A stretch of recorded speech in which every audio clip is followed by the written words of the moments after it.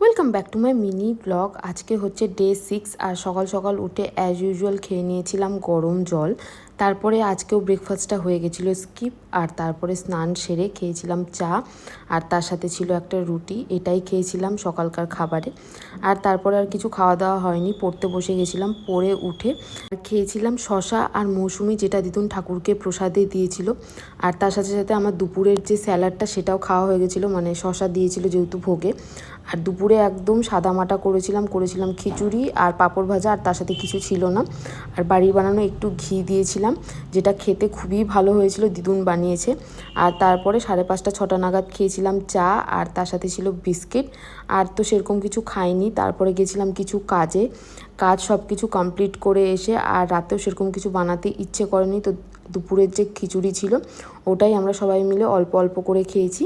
আর আজকের জন্য এতটুকুই। দেখা হচ্ছে পরের একটা ব্লগে। Till then by.